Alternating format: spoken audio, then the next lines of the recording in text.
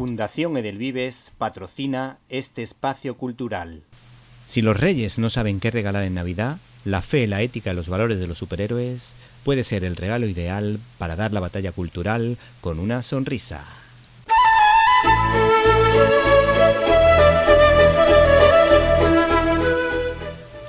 Hoy contamos en nuestros micrófonos con la presencia de Antonio Rubio Plo, escritor y analista internacional. Hoy vamos a hablar de dos de mis escritores favoritos británicos. Hay algunos otros, pero bueno, Chesterton y Agatha Christie me encantan. Estos dos grandes autores pertenecieron a un club literario de novela policíaca. ¿Qué nos puede decir al respecto, Antonio? Bueno, pues evidentemente hay una coincidencia todavía anterior a esa, y es que ambos escritores vivieron en la misma calle de Londres, aunque no coincidieron en el tiempo.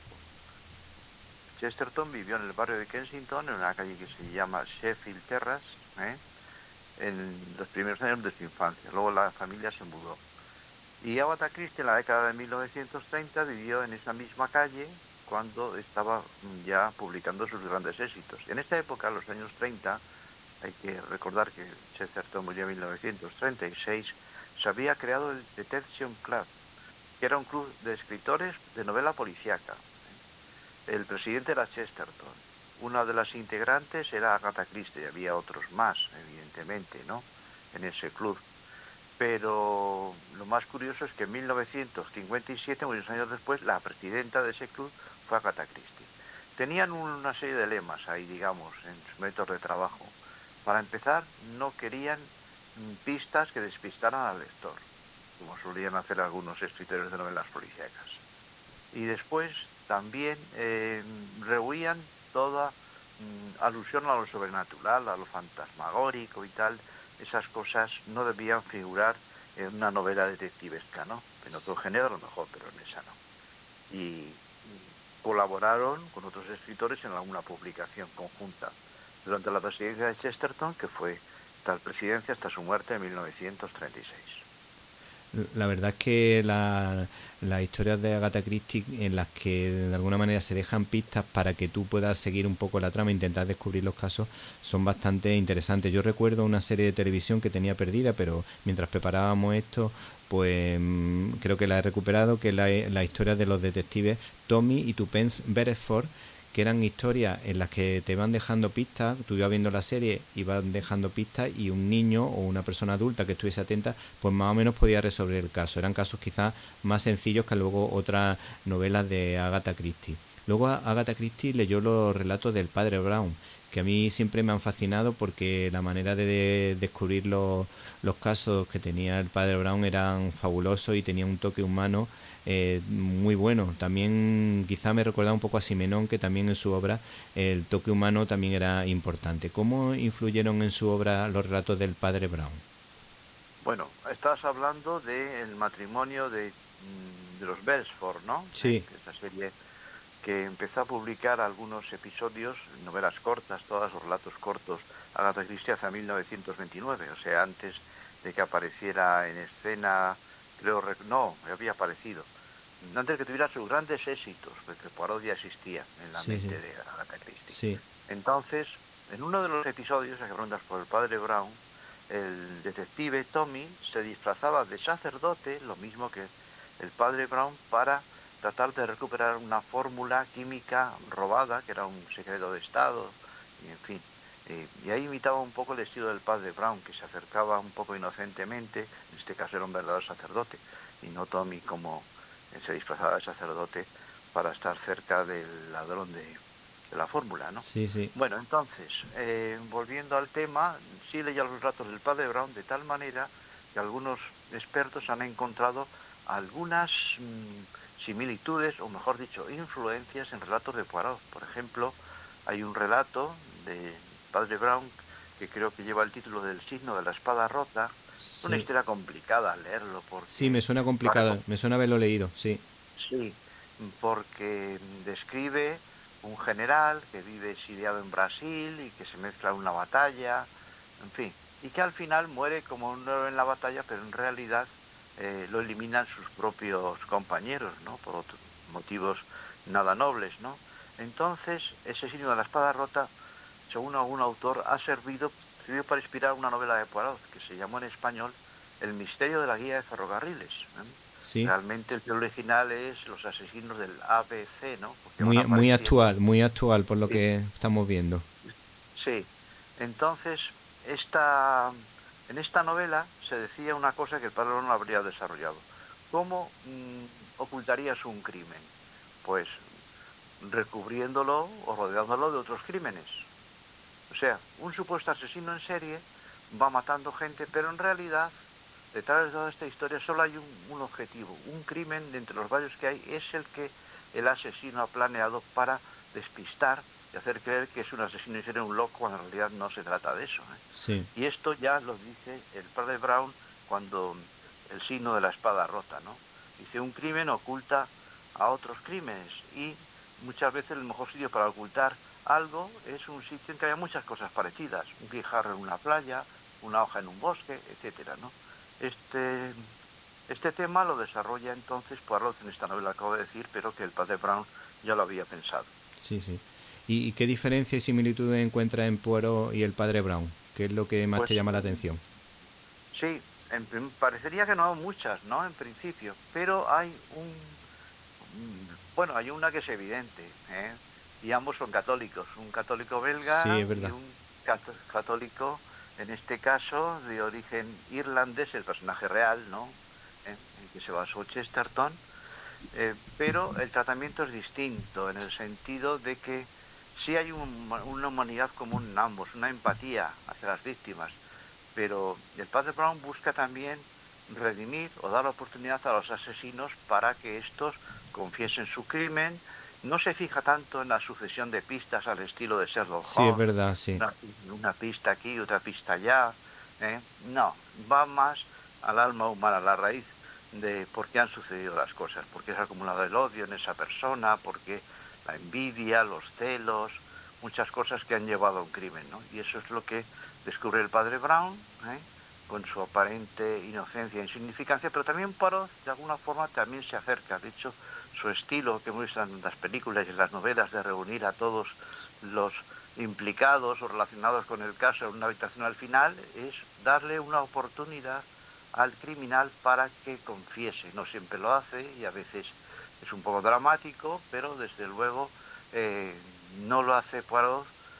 Eso que no quiere entregarlos a la Sí, policía, que ellos mismos reconozcan su crimen, ¿no? En ese sentido hay esa cierta similitud. También, en este caso, el padre Brown busca salvarles de alguna forma, ¿no? Esto sí, me recuerda, con esto termino, una serie que para mí está muy inspirada en el padre Brown italiana, que conocerás sin duda, el sacerdote Don Mateo, que sí, hace Terence Hill, sí. y que al final siempre es una profunda reflexión junto al asesino, ¿no? Para que éste recapacite. Pero el padre Brown va por ahí también. Poirot, en otro estilo, pues también busca una cierta empatía hacia todos, ¿no? Pero al final la verdad, en eso coinciden, hay que descubrirla y debe salir a la luz. Sí, con respecto al padre Brown, yo siempre recomiendo que, como son relatos cortos, se lean de tirón porque tiene una complejidad Chesterton escribiendo que para poder pillar el caso y entenderlo en su profundidad necesitas leer la historia del tirón. Te puedes tirar a lo Sí, mejor sí. 35 o 40 minutos leyéndolo, pero debes leerlo así porque si no, no puedes apreciar el No, no, talento no. Sí. de este hombre. Te pierdes completamente y además en muchos momentos del relato el padre Brown no aparece más que como un personaje secundario, Sí, sí. encima. Sí. Luego, en su primera novela, la primera novela de Poirot, El misterio del caso de Styles, el Sí, detective belga da algunos consejos de investigación que pueden servir para la vida. ¿Te acuerdas de alguno de ellos? sí, y algunos los tengo anotados, aunque no todos, porque salían varios. Esta novela se publicó, quiero recordar, hacia 1916, en el momento en que algunos belgas que habían oído de la Primera Guerra Mundial, como el personaje que se inspira Poirot, se habían refugiado en Inglaterra, ¿eh? Y aquí hay un caso que parece que es muy evidente, que ha sido el asesino, es el asesino de una mujer que está casada con él, pero resulta que las cosas no son como parecen. La historia da una serie de giros ahí. Por eso da Parot una serie de consejos que dice, que valen para la vida y para un análisis y para un estudio. Antes de analizar hay que recopilar todos los hechos significativos y buscar en los acontecimientos una relación de causa-efecto. O sea, que no podemos dejarnos llevar por filias, por fobias, por simpatías, y no caer en lugares comunes. Causa-efecto, causa-efecto. Era un consejo. El segundo, militar a tres, Sí, atenerse a los hechos, porque la explicación más sencilla es la más probable. Y hoy en día, precisamente, esto de lo más probable, mucha gente no lo cree. sí. Busca extrañas El conspiraciones, de, busca el de la cosas. navaja, te refiere a la navaja de Ockham, ¿no? La explicación más Sí, sencilla. sí, esa es la más probable. Efectivamente, la navaja de Ockham. No lo dice así con este nombre, Agatha Sí, Christie, pero va por ahí, ¿no? sí. Y después, Mira, con otra, respecto, con no, respecto a ese tema, yo por lo menos creo que es verdad que hay a veces la explicación más sencilla es la más factible, pero luego, por ejemplo, hay temas aquí, por ejemplo, complicados en España, como el caso de los atentados del 11M, que yo creo que ahí sí ha habido una gran manipulación y no creo que por eso podamos ser conspiranoicos a la hora de pensar eso. O, por ejemplo, cuando llegó el COVID, durante un tiempo, tú sabes que la ideología de género se metió en las series cuando estábamos todos en casa viendo series y películas y no sé cuánto porque no podíamos movernos. Esa idea de la cultura woke y de meter demasiado el tema demasiado de la ideología de género en la infancia fueron temas que se hicieron sin que nos pudiésemos prácticamente defender, porque la cultura woke, cada vez que abrías la boca te la cerraban. sí, pero lo que pasa es que eso ya venía unos años antes, o sea, Sí, esto no fue cuando lo del COVID, o sea, también el COVID, pues sí, bueno, lo cierta potenció. coincidencia, pero que de alguna forma, sí, eso está presente en muchas ideologías, muchas series, sí, realmente es verdad.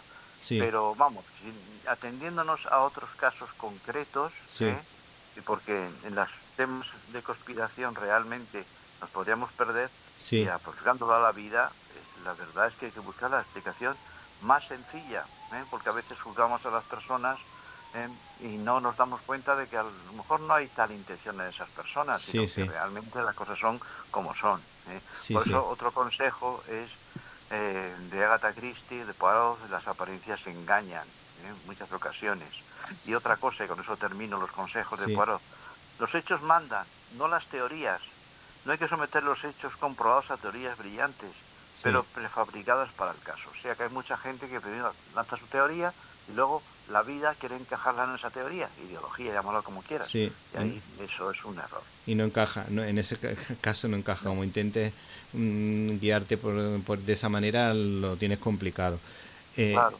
sí, luego, si te parece, para terminar, porque nos quedan más o menos 2 minutos, yo hago un par de recomendaciones o tres de películas que se han hecho sobre las novelas de Agatha Christie. Y luego, si quieres, terminas tú contando alguna, recomendando alguna, si tienes así alguna en mente.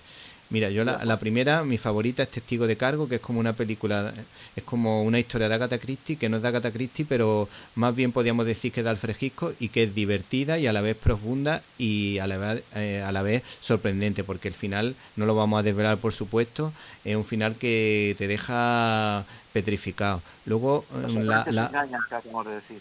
Sí. luego también hay otra historia.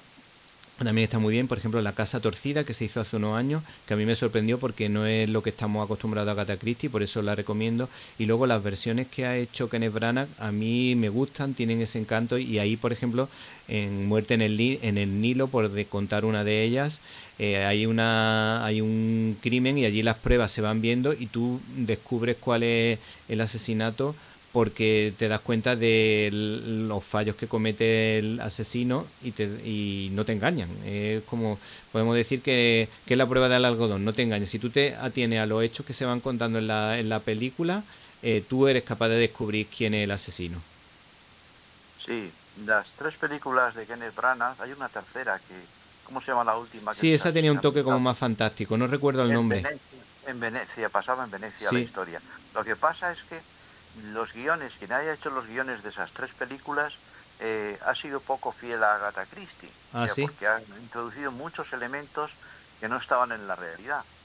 Aunque la esencia se mantiene de la historia, sí, ha habido algunos cambios ahí, ¿no? sí, En sí. ese sentido, uno tendría que preguntarse, la pregunta te la hago a ti, ¿quién es el mejor Poirot? ¿Kenneth Branagh o Peter Ustinov? Hombre, para ¿Qué mí te parece? para mí Peter Ustinov. Sí, y Sí. eso sin contar la serie de la BBC que durante mucho tiempo, y seguimos todavía viendo, de los casos de Poirot, en que están ahí todos, absolutamente todos los relatos cortos, esta serie que se emite en Paramount Network, pero que procede de la BBC y que estuvo presente durante más de 20 años. No me acuerdo el nombre del actor, pero es genial también, ¿no? ¿No te parece? Sí, La yo serie. de esa serie, fíjate que esa no la tengo yo, no tengo la onda de la serie. Lo que sí te puedo contar como dato curioso es que a mi padre le encantaban las novelas de Agatha Christie.